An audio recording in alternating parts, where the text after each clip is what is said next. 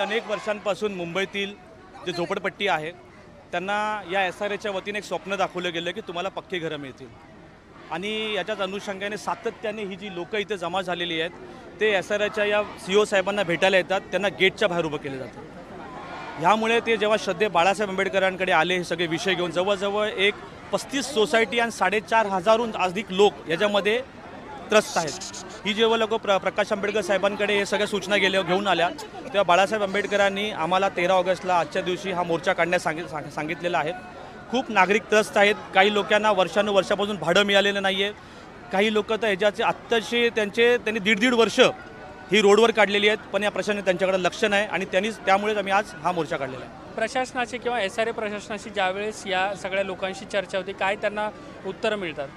कसं आहे, ज्या वेळेला इथला सर्वसामान्य नागरिक इथल्या SRAकडे न्याय मागण्यासाठी येतो, त्याची भावना व्यक्त करण्यासाठी येतो, त्यावेळेला इथल्या अधिकाऱ्यांपर्यंत त्यांना पोहोचवू दिलं जात नाही। त्यांना गेटच्या बाहेर तासनतास उभं केलं जातं, महिने वर्ष लागतात त्यांना त्यांच्या तक्रारी तिथपर्यंत पोहोचवायला। जरी त्याच्यावरती काहीतरी तिथल्या प्रशासनाच्या माध्यमातून निर्णय आला तर त्या निर्णयावरती खरं उतरण्याचं काम हे इथलं SRA करत नाही आहे। त्या बिल्डरांच्या विरोधात काहीतरी भूमिका घेतली पाहिजे, ही भूमिका घ्यायला देखील हे तयार नाही आहेत। वर्षानुवर्ष लोकांची भाडं रखडली जात आहेत, त्यांना बेघर केलं जाते आणि आज त्या सगळ्यांचा आवाज म्हणून वंचित बहुजन आघाडीच्या माध्यमातून हा जनआक्रोश मोर्चा या ठिकाणी आलेला आहे। आता मोर्चा पण काढलेला आहे, रखडलेले प्रकल्प आहेत, त्यामुळे आता भूमिका काय असणार आहे? अधिकाऱ्यांशी बातचीत केली जाणार आहे किंवा काय त्याविषयी?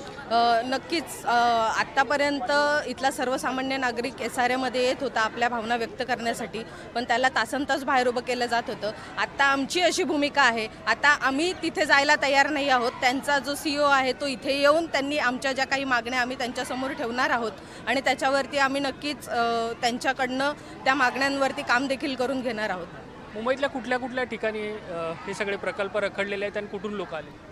मुंबईच्या सगळ्याच भागामधून city, north east, north west, ईशान्य मुंबई सगळीकडनं विषय जॉग्राफिकली सगळ्यांचे विषय वेगवेगळे आहेत।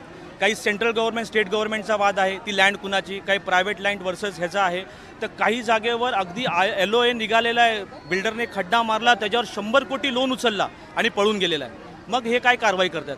CO साहेबांची नियुक्तीच या झोपडपट्टीमध्ये राहणाऱ्या लोकांना पक्के घरं देण्याची होती, ती आज त्याच्यामध्ये कमी पडलेत, या चित्रावरनं आपल्याला दिसत असेल।